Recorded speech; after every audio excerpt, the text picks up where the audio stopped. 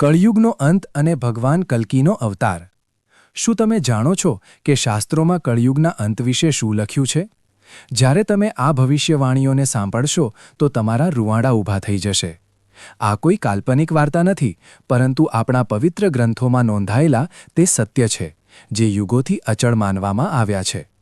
આપણે જાણીશું કે કેવો હશે કળિયુગના અંતનો તે ભયાનક સમય, કેવો હશે તે યુગનો મનુષ્ય જે ધર્મ અને માનવતાને ભૂલી ચૂક્યો હશે, અને સ્ત્રીઓ માટે શ્રીકૃષ્ણે કયા ગુપ્ત રહસ્યો બતાવ્યા છે। અને સૌથી રહસ્યમય સવાલ, ક્યારે, ક્યાં અને કેવી રીતે પ્રગટ થશે ભગવાન કલ્કી? આજની આ યાત્રામાં આપણે જાણીશું કે કઈ રીતે ભગવાન કલ્કી કળિયુગનો વિનાશ કરી સતયુગની પુનઃસ્થાપના કરશે। આપણે જોઈશું સતયુગની તે પહેલી ઝલક, જે કળિયુગના વિનાશના તરત જ બાદ પ્રગટ થશે। સાથે જ કલ્કી પુરાણમાં વર્ણવેલ કળિયુગના અંતની નિશ્ચિત કાળગણનાને પણ જાણીશું કે આખરે ક્યારે સમાપ્ત થશે આ યુગ। અને અંતમાં એક એવું સત્ય જે ભાગ્યે જ કોઈએ બતાવ્યું હોય, કેવી હશે ભગવાન કલ્કીની મૃત્યુ, વિદાય। એટલા માટે મિત્રો, વિનંતી છે કે આ યાત્રાને અંત સુધી ચોક્કસ જુઓ। જે રહસ્યોને તમે આજે જાણવા જઈ રહ્યા છો, તેમને વચ્ચે છોડી દેવા એ પોતાની જાતને અજ્ઞાનના અંધકારમાં ધકેલવા જેવું હશે। તો ચાલો શરૂ કરીએ આ અદ્ભુત યાત્રા। મહાભારત યુદ્ધ બાદ જ્યારે દ્વાપરયુગ સમાપ્ત થઈ ગયો, ત્યારે બ્રહ્માજીએ પોતાની પીઠ પૃથ્વી તરફ કરી લીધી। તેની સાથે જ કળિયુગની શરૂઆત માનવામાં આવી છે। કલ્કી ભગવાન વિષ્ણુના 10મા અવતાર, જેમના આગમનને કળિયુગના અંતિમ સમયનો સંકેત માનવામાં આવ્યો છે। શાસ્ત્રોમાં સ્પષ્ટ લખ્યું છે કે જ્યારે ભગવાન કલ્કી સફેદ ઘોડા પર પ્રગટ થશે, તે જ ક્ષણે પ્રલયનો આરંભ થશે, અને તે જ પ્રલય બાદ એક નવી સૃષ્ટિ, એક નવો યુગ, સતયુગ જન્મ લેશે। જેવું શ્રીકૃષ્ણ પહેલાં કહી ચૂક્યા છે, યદા યદા હિ ધર્મસ્ય ગ્લાનિર્ભવતિ ભારત, અભ્યુત્થાનમધર્મસ્ય તદાત્માનમ સૃજામ્યહમ। જ્યારે જ્યારે ધર્મની હાનિ અને અધર્મની વૃદ્ધિ થાય છે, ત્યારે ત્યારે હું સ્વયંને પ્રગટ કરું છું। સતયુગ ત્રેતા દ્વાપરમાં ભગવાન વિષ્ણુના 9 અવતાર થઈ ચૂક્યા છે: મત્સ્ય અવતાર, કૂર્મ અવતાર, વરાહ નરસિંહ અવતાર, વામન અવતાર, પરશુરામ અવતાર, રામ અવતાર, કૃષ્ણ અને બુદ્ધ અવતાર, અને 10મો અવતાર કલ્કી અવતાર છે, જે કળિયુગના અંતમાં થશે। આ અવતાર સાથે કળિયુગનો નાશ થશે અને નવા યુગનો પ્રારંભ થશે। માન્યતાઓની જોઈએ તો મહાભારતની ઘટના દ્વાપરયુગની માનવામાં આવે છે। તેને વિદ્યાને 5100 વર્ષ વીતી ચૂક્યા છે, અને ત્યારબાદ કળિયુગ શરૂ થયો। હિન્દુ ધર્મના પ્રાચીન ગ્રંથ ગરુડ પુરાણ, વિષ્ણુ પુરાણ અને કલ્કી પુરાણમાં કળિયુગનું વિસ્તૃત વર્ણન કરવામાં આવ્યું છે। તેમાં સ્ત્રી અને પુરુષોના વ્યવહારનું પણ વર્ણન કર્યું છે। જો આજનો મનુષ્ય આ ગ્રંથોમાં કરવામાં આવેલા કળિયુગના વર્ણનને સાંભળશે તો તે ભયભીત થઈ જશે। પુરાણોમાં જે હજારો વર્ષ પહેલાં કહ્યું હતું, તે એક એક શબ્દ સાચો પડી રહ્યો છે। ગરુડજીના પૂછવા પર શ્રીકૃષ્ણે કળિયુગનું વર્ણન કર્યું છે। શ્રીકૃષ્ણ કહે છે, ત્રેતાયુગ, દ્વાપરયુગ અને કળિયુગ ત્રણેય યુગોમાં સૌથી નાનો અને ભયાનક છે। જ્યારે કળિયુગ પોતાના ચરમ પર હશે અને ધર્મનો સંપૂર્ણ નાશ થઈ જશે, ત્યારે ભગવાનનો ભયાનક પ્રલય આ સૃષ્ટિનો નાશ કરશે। ભગવાન કૃષ્ણે જણાવ્યું કે કળિયુગમાં મનુષ્યનો વ્યવહાર અને કર્મ કેવા હશે, તો ચાલો તેને વિસ્તૃત રૂપમાં સમજીએ। ઓમ કલ્કી દેવાય નમઃ। બળવાન વ્યક્તિ સૌનો સ્વામી હશે, પછી તે કોઈ પણ કુળમાં જન્મ્યો હોય। જે બળવાન હશે તે સૌનો સ્વામી હશે। ધોકો અને પાખંડ પોતાના ચરમ પર હશે। કળિયુગમાં જે વ્યક્તિ જૂઠું બોલશે તે શ્રેષ્ઠ માનવામાં આવશે। મનુષ્ય મશીની ઉપકરણોની પૂજા કરશે, તેમને ભગવાનથી પણ ઉપર સમજવામાં આવશે। વ્રત અને ઉપવાસના નિયમો તૂટશે। લોકો વ્રત, ઉપવાસ, દાન પોતાના વિચાર મુજબ કરશે, કોઈ વિધિવિધાનનું પાલન નહીં કરે। ધનનો દેખાડો વધશે। થોડાક ધનને પ્રાપ્ત કરીને લોકો ગર્વ કરશે। મનુષ્ય ધનનો ઉપયોગ માત્ર દેખાડા માટે કરશે અને સ્વયંને ધનવાન દેખાડવામાં લાગેલો રહેશે। જે વ્યક્તિ ધનહીન હશે તેની પત્ની તેનો ત્યાગ કરી દેશે। ધનવાન વ્યક્તિ સ્ત્રીઓનો સ્વામી બની જશે। કળિયુગમાં ગાયનું સન્માન ઘટશે। ગાયનું પાલન માત્ર દૂધ માટે થશે, તેની સેવા પૂજા કોઈ નહીં કરે। મનુષ્યનું સંપૂર્ણ ધ્યાન ધન કમાવા માટે હશે। ધન અને ધર્મ માટે કોઈ પણ રુચિ નહીં હોય। સ્ત્રીઓનો સ્વભાવ, સ્ત્રીઓ સુંદર પુરુષની કામના કરશે અને ધર્મશાસ્ત્રોની અવગણના કરશે। તે પોતાના પતિ, સાસુ સસરાનું સન્માન નહીં કરે। તે પોતાના પરિવારનું વિઘટન કરશે।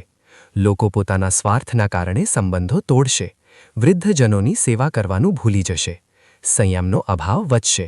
લોકો સ્નાન કર્યા વગર ભોજન કરવું, અગ્નિદેવ અને અતિથિનું સન્માન ન કરવું સામાન્ય થઈ જશે। પ્રાકૃતિક આપદા, રોગ, યોગ, તપસ્યા અને સાત્વિક ભોજનના અભાવમાં લોકો ઓછી ઉંમરમાં મૃત્યુને પ્રાપ્ત થશે. અનાજ અને ફળ ઉત્પન્ન નહીં થાય. ઓછી ઉંમરમાં મહિલાઓ ગર્ભવતી થશે. આ પ્રકારે ગ્રંથોમાં કલયુગનું ભયાનક વર્ણન કર્યું છે. શું તમને લાગે છે કે કેટલીક વાતો આજના સમયમાં સત્ય થઈ રહી છે? પરંતુ આ તો માત્ર શરૂઆત છે. જ્યારે મહાભારત યુદ્ધ બાદ ધર્મરાજ યુધિષ્ઠિરે આ જ આશંકાઓથી વ્યાકુળ થઈને ભગવાન શ્રી કૃષ્ણને મળવાનો નિર્ણય લીધો, ત્યારે એક બીજું ભયાનક સત્ય સામે આવ્યું. મહાભારતના યુદ્ધની સમાપ્તિ બાદ જ્યારે ધર્મરાજ યુધિષ્ઠિર હસ્તિનાપુરના સિંહાસન પર આસીન થયા, તો તેમના મનમાં સૃષ્ટિના ભવિષ્યને લઈને અનેક ચિંતાઓ ઉઠવા લાગી. દ્વાપરયુગ હવે સમાપ્ત થવાની કગાર પર હતો અને કળિયુગના આગમનના સંકેત મળવા લાગ્યા હતા. યુધિષ્ઠિર એ વિચારીને વ્યાકુળ થઈ ઉઠ્યા કે કળિયુગમાં માનવ જીવનનું શું થશે અને ધર્મની શું સ્થિતિ રહેશે. પોતાના મનની આ ચિંતાનું સમાધાન મેળવવા માટે તેમણે પોતાના ચારેય ભાઈઓ ભીમ, અર્જુન, નકુલ અને સહદેવ સાથે ભગવાન શ્રી કૃષ્ણ પાસે જવાનો નિશ્ચય કર્યો. યુધિષ્ઠિરે પોતાના ભાઈઓને બોલાવ્યા. અર્જુને ચિંતિત સ્વરમાં પૂછ્યું, હે મોટા ભાઈ, તમે આટલા ચિંતિત કેમ દેખાઈ રહ્યા છો? શું કોઈ શત્રુએ આપણા રાજ્ય પર આક્રમણ કરવાની હિંમત કરી છે? જો એવું હોય તો તમે બસ આજ્ઞા આપો, હું અત્યારે જ જઈને તે બધાનો નાશ કરી દઈશ. યુધિષ્ઠિરે એક ઊંડો શ્વાસ લેતા કહ્યું, હે પ્રિય અર્જુન, હું તારા પરાક્રમથી સારી રીતે પરિચિત છું. આ પૃથ્વી પર કોઈ પણ રાજા એટલું સાહસ ન કરી શકે કે હસ્તિનાપુર પર આક્રમણ કરવાનો વિચાર પણ કરે. પરંતુ મારું ચિંતન કોઈ બહારના શત્રુ વિશે નથી. ભીમ, જે હંમેશાથી જ પોતાના મોટા ભાઈની દરેક ચિંતામાં ભાગ લેતા હતા, બોલ્યા, તો પછી શું વાત છે? મોટા ભાઈ, તમારી ચિંતા જોઈને અમારા મનમાં પણ અનિશ્ચિતતા અને ભય ઉત્પન્ન થઈ રહ્યો છે. કૃપા કરીને અમને જલ્દી જણાવો કે કયું સંકટ અમારી સામે છે. યુધિષ્ઠિરે ગંભીર સ્વરમાં ઉત્તર આપ્યો, હે ભીમ, તું સત્ય કહી રહ્યો છે. એક ભયંકર સંકટ ખરેખર આવવાનું છે. હું કળિયુગના આગમનના વિષયમાં વિચારીને ચિંતિત છું. મને એ ભય સતાવી રહ્યો છે કે આવનારા સમયમાં માનવ સમાજ કઈ દિશામાં જશે, ધર્મનું શું થશે અને સત્યની શું દશા થશે. એટલા માટે મેં નિશ્ચય કર્યો છે કે હવે આપણે દ્વારિકાધીશ શ્રી કૃષ્ણજી પાસે જવું જોઈએ. માત્ર તે જ આપણને આ ચિંતામાંથી મુક્ત કરી શકે છે. બધા પાંડવોએ યુધિષ્ઠિરની વાતો સાથે સંમતિ દર્શાવી.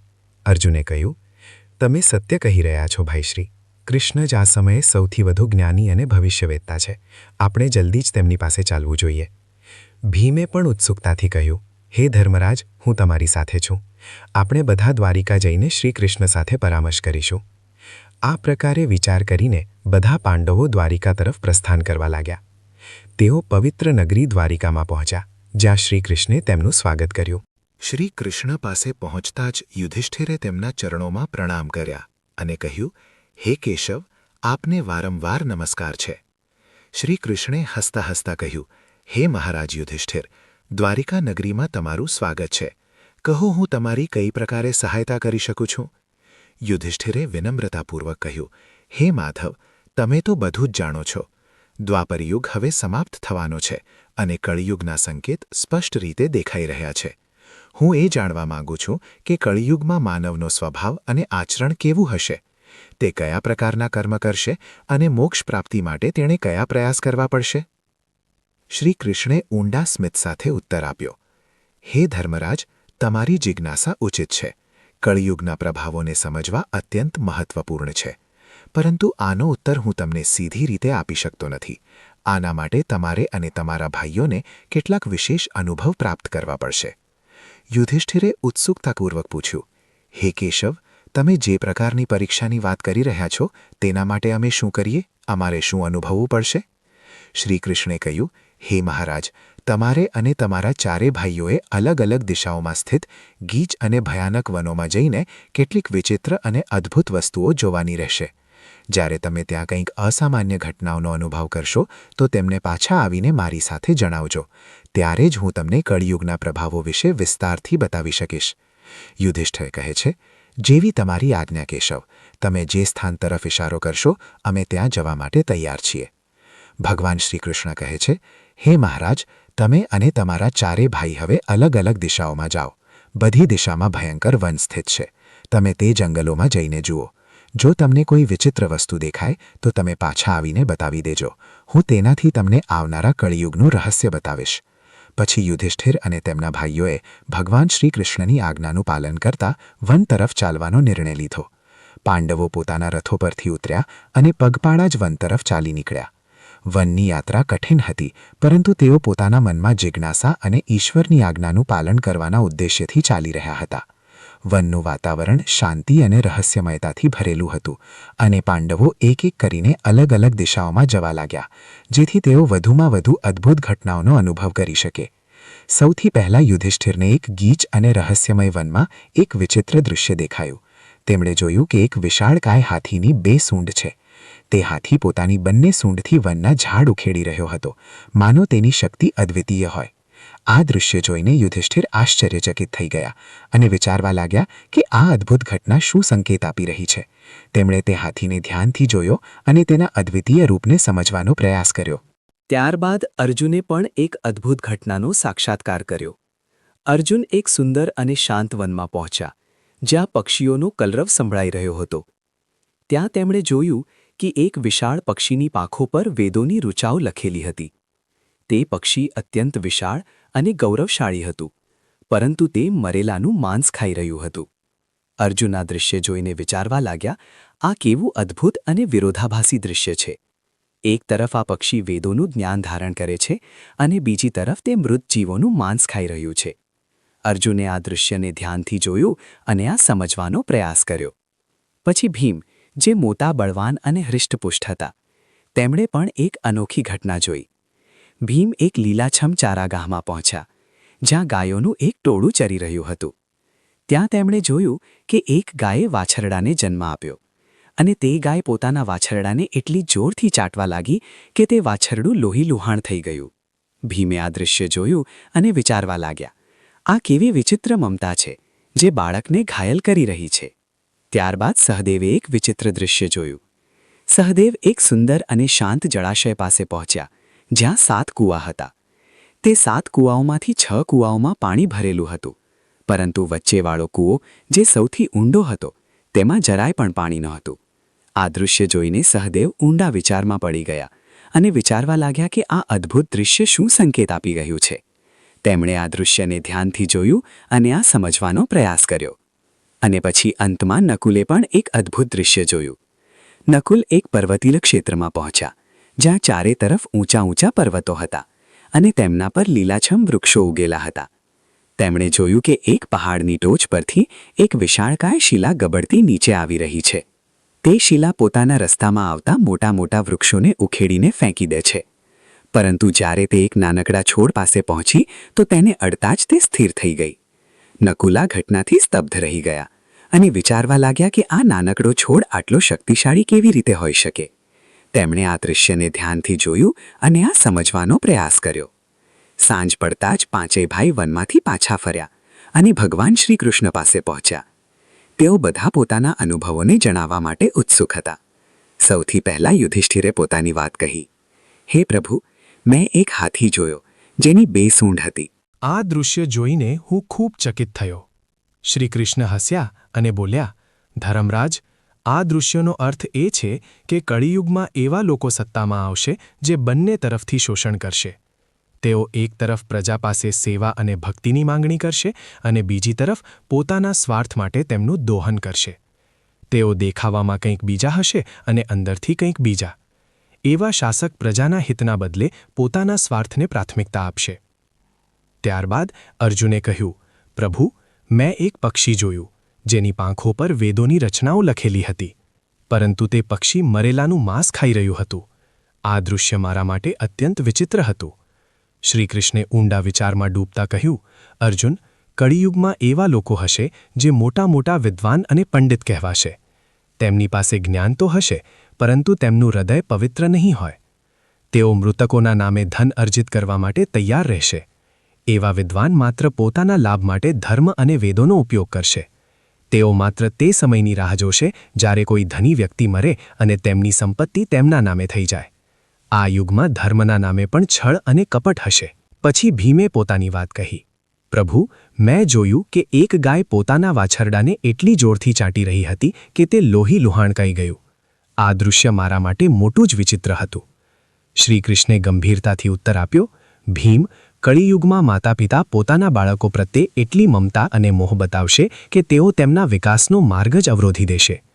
અત્યધિક સ્નેહ અને સુરક્ષાના કારણે બાળકો આત્મનિર્ભર નહીં બની શકે અને તેઓ જીવનમાં આગળ વધવાના બદલે મોહ-માયાની જાળમાં ફસાઈને રહી જશે. માતાપિતાની મમતા તેમના બાળકો માટે જ બાધા બની જશે અને બાળકો આત્મનિર્ભર બનવાને બદલે નબળા થઈ જશે. હવે સહદેવે પોતાનો વારો લીધો અને કહ્યું, હે પ્રભુ, મેં 7 કૂવાઓનું અદ્ભુત દૃશ્ય જોયું. 6 કૂવાઓમાં પાણી ભરેલું હતું, પરંતુ વચ્ચેવાળો કૂવો જે સૌથી ઊંડો હતો તે પૂરી રીતે સૂકો હતો. આ દૃશ્ય મને ખૂબ વિચિત્ર લાગ્યું. શ્રીકૃષ્ણે ધીરે ધીરે ઉત્તર આપ્યો, સહદેવ, કળિયુગમાં એવા લોકો હશે જે દેખાવામાં મોટા ધનાઢ્ય અને સંપન્ન હશે.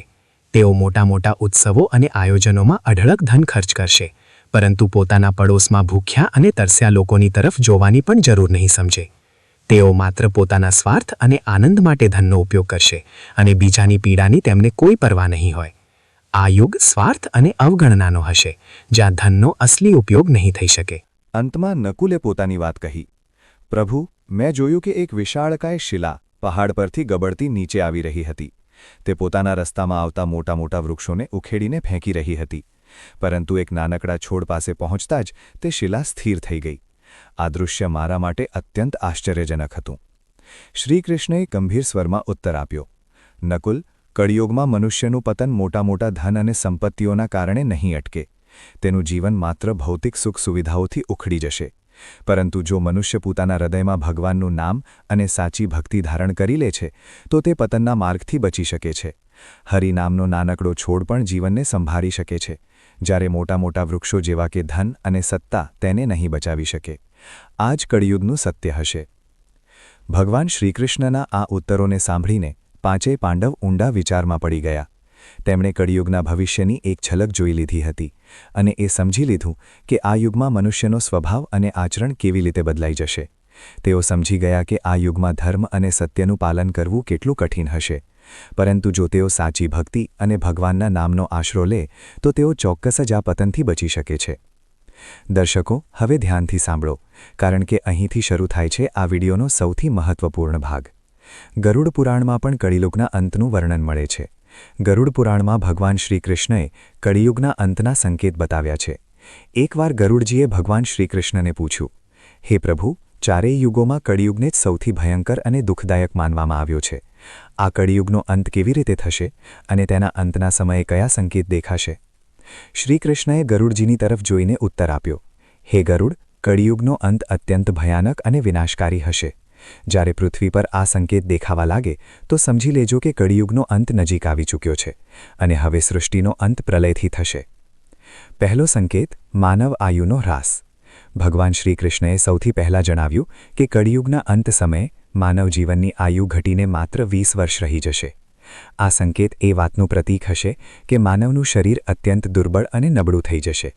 જ્યારે મનુષ્ય માત્ર 12 વર્ષનો હશે ત્યારે જ તેના વાળ સફેદ થઈ જશે અને તેનું શરીર કરચલીઓથી ભરાઈ જશે. આ સંકેત એ વાતનું પ્રતીક હશે કે કળિયુગમાં મનુષ્યની શારીરિક અને માનસિક શક્તિનું પૂર્ણ પતન થઈ જશે. આ સિવાય તે સમયની સ્ત્રીઓ 8 કે 9 વર્ષની ઉંમરમાં જ સંતાનને જન્મ આપવા લાગશે. આ સ્થિતિ સમાજમાં એક અસ્વાભાવિક અને અસંતુલન તરફ ઇશારો કરે છે. સ્ત્રીઓનું શરીર અત્યંત ક્ષીણ અને નાનું હશે, પરંતુ તેમની ભોજનની લાલસા અત્યધિક હશે. તે ઓછી સંતાનને જન્મ આપશે અને અત્યંત ક્રોધી સ્વભાવની હશે. તે પોતાની સંતાનનું પાલનપોષણ કરવામાં પણ અસમર્થ હશે, જેનાથી સમાજમાં અવ્યવસ્થા અને અસંતોષનો માહોલ બનશે. બીજો સંકેત, પતિવ્રતા સ્ત્રીયાનો અભાવ. ભગવાન શ્રી કૃષ્ણે બીજો સંકેત બતાવતા કહ્યું કે કળિયુગના અંત સમયે પતિવ્રતા સ્ત્રીઓ ક્યાંય દેખાશે નહીં. એક જ સ્ત્રી અનેક પુરુષો સાથે લગ્ન કરશે. આ સ્થિતિ સમાજમાં નૈતિકતા અને સદાચારનો હ્રાસ થવાનું પ્રતીક છે. સતયુગમાં રાજા હરિશ્ચંદ્ર થયા હતા. તે હરિશ્ચંદ્ર જેણે સત્ય માટે પોતાના પરિવાર અને અંતમાં પોતાનું બલિદાન આપી દીધું હતું. ત્રેતાયુગમાં કળિયુગના 3 પગ હતા. આ સમયે પાપ થોડું ઘણું થતું હતું. આ યુગમાં વિષ્ણુના વામન અને રામ અવતાર થયા હતા. અસુરરાજ બલિએ 3 ડગલા ધરતી દાન કરી દીધી, જ્યારે રાક્ષસ રાજ રાવણે સીતાનું અપહરણ કરી સીતાને અડ્યા સુધી નહીં. દ્વાપર યુગમાં અડધા લોકો પાપી અને અડધા પુણ્ય આત્મા હતા. જેટલા પાપ થતા એટલા પુણ્ય પણ થઈ જતા હતા. આ જ યુગમાં મહાભારતનું યુદ્ધ થયું હતું. આ યુદ્ધ ધર્મનું યુદ્ધ હતું. તેમાં શ્રીકૃષ્ણે ધર્મની સ્થાપના કરી હતી. હવે કાલિકાલ ચાલી રહ્યો છે, એટલે કે કળિયુગ, જેમાં ધર્મનું કોઈ નામોનિશાન નથી. આ યુગમાં મનુષ્ય પાપ વધુ કરે છે, પુણ્ય નહિવત. વર્તમાનમાં જોવામાં આવી રહ્યું છે, હવે તો ચારે બાજુ પાપ જ પાપ નજર આવે છે. હવે તો ઇન્સાન થોડું ઘણું દાન પુણ્ય કરે છે તો તે તેનો પ્રચાર એવી રીતે કરે છે જાણે તેણે બહુ મોટો અહેસાન કર્યો હોય. આ યુગમાં યજ્ઞોની પૂજા નહીં, અપમાન કરવામાં આવશે. પુરાણોમાં લખ્યું છે, જેમ જેમ કળિયુગ આગળ વધશે, કળિયુગમાં લોકો પોતાની તુચ્છ બુદ્ધિને સાક્ષાત સમજીને મૂર્ખ લોકો ઈશ્વર અને પુરાણો, ધર્મગ્રંથોની પ્રામાણિકતા પર સવાલ ઉઠાવશે. બધા વેદો અને પુરાણોને ત્યાગી દેવામાં આવશે. જ્યારે બધા વેદોને ત્યાગી દેવામાં આવશે, સંસ્કાર શૂન્યતા ફેલાશે. લોકો નાની નાની વાતો પર ક્રોધિત થઈને આગ બબૂલા થઈ જશે. બ્રહ્માજીએ નારદજીને કહ્યું, કળિયુગમાં મનુષ્યનું આચરણ ભ્રષ્ટ થઈ જશે. ગરુડજીના પૂછવા બાદ ભગવાન શ્રીકૃષ્ણે સૌથી ભયાનક સંકેતનું વર્ણન કર્યું. તેમણે કહ્યું કે જ્યારે કળિયુગનો અંત નજીક હશે, ત્યારે કળિયુગના પ્રથમ ચરણમાં લોકો ભગવાનના નિંદક થઈ જશે. કળિયુગના બીજા ચરણમાં લોકો ભગવાનને ભૂલી જશે. ત્રીજા ચરણમાં વર્ણસંકર ઉત્પન્ન થશે. અને ચોથા ચરણમાં લોકો જ્ઞાતિ, જાતિ, ધર્મ બધું ભૂલી જશે. જેનાથી પૃથ્વી પર ઉપસ્થિત બધા દેવતાઓ પીડિત થશે. અને મા પૃથ્વીની રક્ષા માટે તથા ધર્મની પુનઃસ્થાપના માટે ભગવાન બ્રહ્માજીને પ્રાર્થના કરશે. પછી બ્રહ્માજી દેવતાઓની વ્યથા સાંભળીને સમજી જશે કે હવે સમય આવી ગયો છે જ્યારે પાલનહાર ભગવાન વિષ્ણુને પોકારવા પડશે. બીજો સંકેત: પતિવ્રતા સ્ત્રીઓનો અભાવ. ભગવાન શ્રી કૃષ્ણે બીજો સંકેત બતાવતા કહ્યું કે કળિયુગના અંત સમયે પતિવ્રતા સ્ત્રીઓ ક્યાંય દેખાશે નહીં. એક જ સ્ત્રી અનેક પુરુષો સાથે લગ્ન કરશે. આ સ્થિતિ સમાજમાં નૈતિકતા અને સદાચારનો હ્રાસ થવાનું પ્રતીક છે. સતયુગમાં રાજા હરિશ્ચંદ્ર થયા હતા. તે હરિશ્ચંદ્ર જેણે સત્ય માટે પોતાના પરિવાર અને અંતમાં પોતાનું બલિદાન આપી દીધું હતું. ત્રેતાયુગમાં કળિયુગના 3 પગ હતા. આ સમયે પાપ થોડું ઘણું થતું હતું. આ યુગમાં વિષ્ણુના વામન અને રામ અવતાર થયા હતા. અસુરરાજ બલિએ 3 ડગલા ધરતી દાન કરી દીધી, જ્યારે રાક્ષસરાજ રાવણે સીતાનું અપહરણ કરી સીતાને અડ્યા સુધી નહીં. દ્વાપર યુગમાં અડધા લોકો પાપી અને અડધા પુણ્ય આત્મા હતા.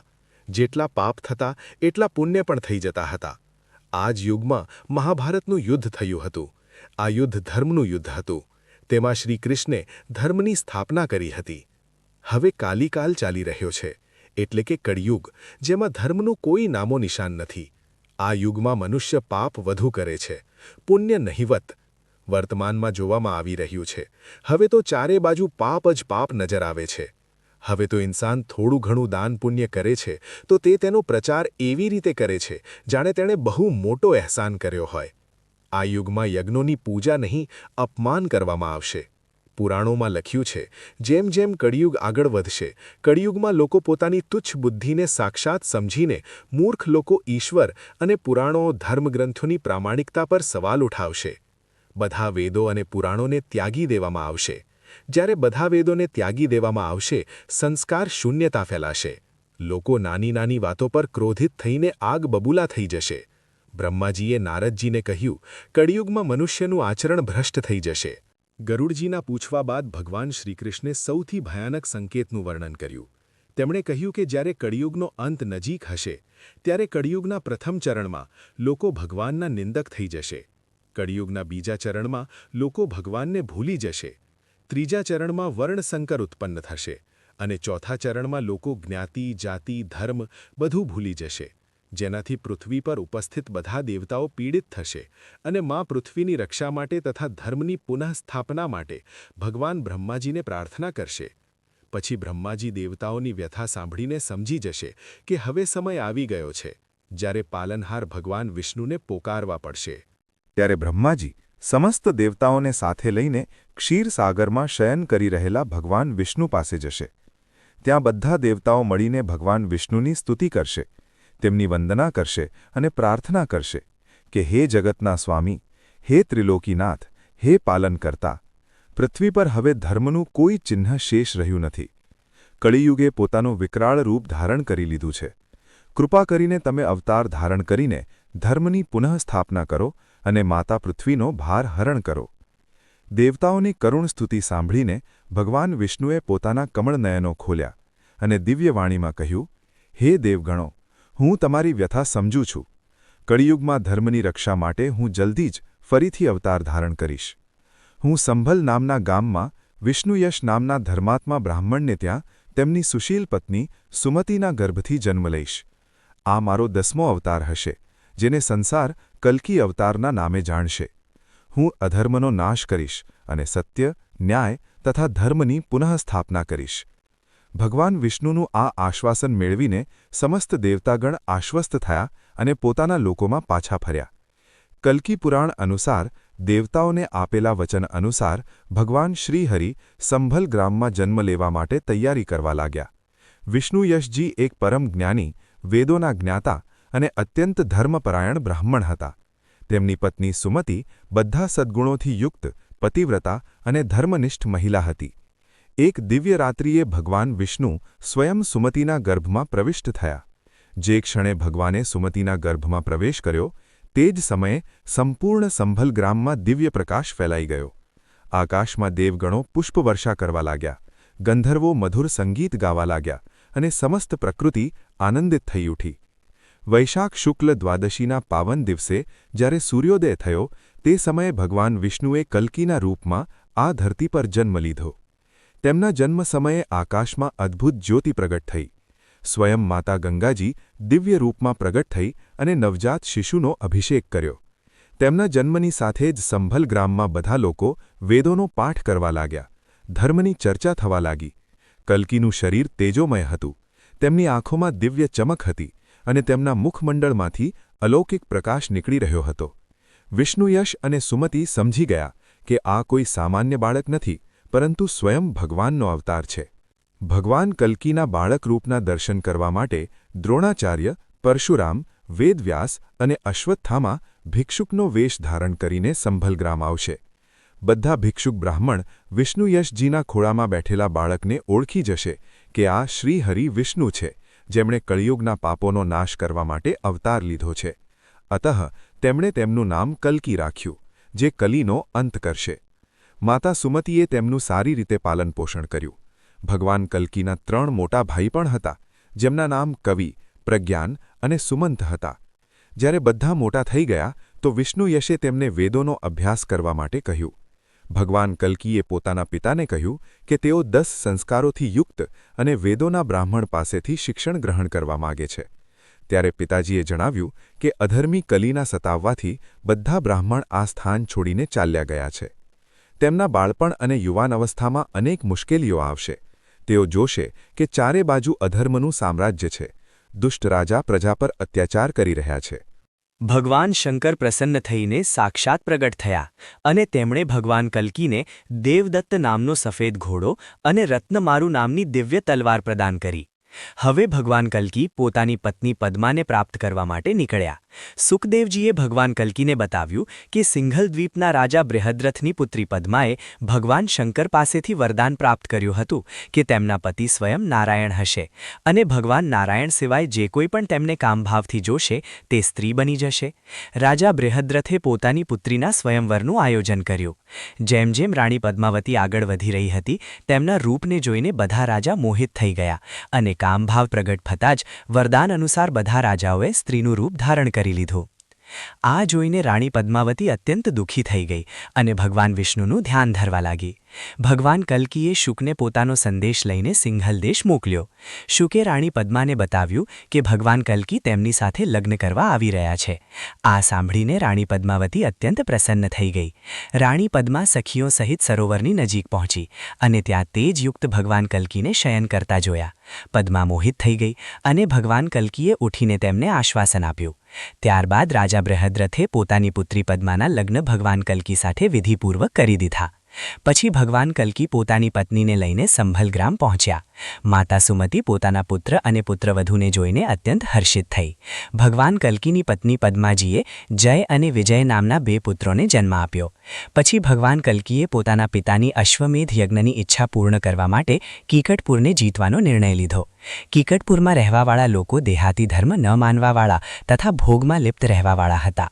ભગવાન કલ્કીની સેનાએ બૌદ્ધોના નાયક જીન અને તેની સંપૂર્ણ સેનાનો નાશ કરી દીધો. ત્યારબાદ ભગવાન કલ્કી હરિદ્વાર પહોંચ્યા, જ્યાં સતયુગ અને ધર્મ બ્રાહ્મણોના વેશમાં તેમને મળ્યા. તેમણે ભગવાન કલ્કીને કહ્યું કે કળિયુગના રાક્ષસ કલીએ અમને બંદી બનાવી લીધા છે અને બધા સાધુ કળિયુગના પ્રભાવથી પીડિત છે.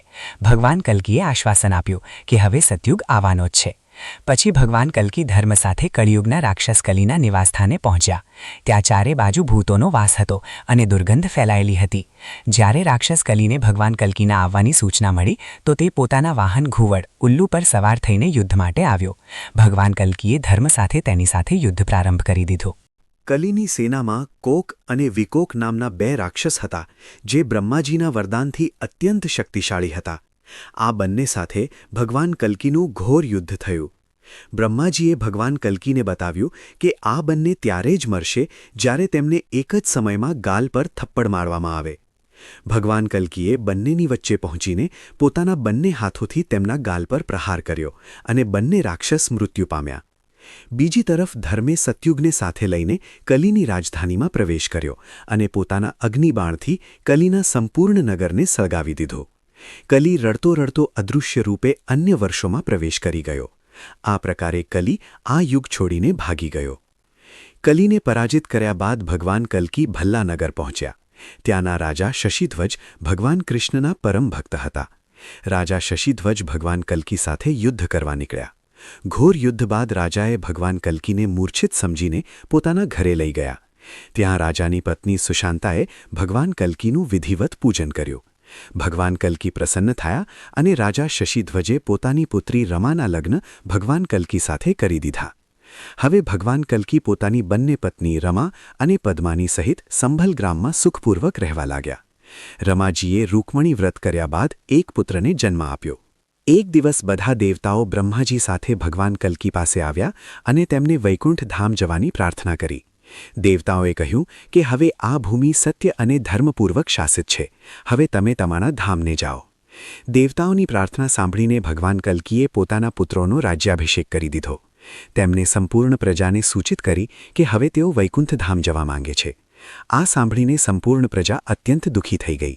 ભગવાન કલ્કીએ તેમને જ્ઞાન ઉપદેશ આપીને સમજાવ્યા અને સ્વયં હિમાલય પર્વત તરફ ચાલ્યા ગયા. હિમાલય પર્વત પર પહોંચીને ભગવાન કલ્કી દેવતાઓની મધ્ય બિરાજમાન થયા. ત્યાં તેમણે પોતાનું ચતુર્ભુજ વિષ્ણુ સ્વરૂપ ધારણ કર્યું. શંખ, ગદા અને ધનુષ તેમના હાથોમાં સુશોભિત હતા. જ્યારે ભગવાન કલ્કી વિષ્ણુ રૂપમાં પ્રવિષ્ટ થયા તો તેમના રૂપના દર્શનથી બધા જીવ મોહમાયાથી પર થઈ ગયા. પોતાના પતિના આ અદ્ભુત રૂપને જોઈને રમાજી અને પદ્માજી ભગવાન કલ્કીના પ્રકાશની અગ્નિમાં પ્રવિષ્ટ થઈને ભગવાન કલ્કીમાં જ લીન થઈ ગઈ. આ પ્રકારે ભગવાન કલ્કી આ ધરાને છોડીને વૈકુંઠ ધામને ચાલ્યા ગયા. પુરાણોમાં એ પણ વર્ણન છે કે ભગવાન કલ્કી સાથે 74,000 યોદ્ધા જન્મ લેશે. આ તે જ યોદ્ધા હશે જે મહાભારત કાળમાં યુદ્ધ કરીને વીરગતિ પામ્યા હતા. એવું બતાવવામાં આવ્યું છે કે મહાભારત યુદ્ધ સમયે ઘણા લોકો આ યુદ્ધમાં ભાગ નહોતા લઈ શક્યા. તે બધા યોદ્ધા યુદ્ધ લડવા માંગતા હતા અને તેમની આ ઈચ્છા કળિયુગના અંતમાં પૂરી થશે. તેઓ ફરીથી ધરતી પર જન્મ લેશે અને કલ્કી ભગવાન સાથે મળીને અધર્મ વિરુદ્ધ મહાયુદ્ધ લેશે. આ ઉપરાંત 64 ધાર્મિક ગુરુ અને 8 મહાન સેનાપતિ પણ જન્મ લેશે, જે કલ્કીની સેનાનું નેતૃત્વ કરશે.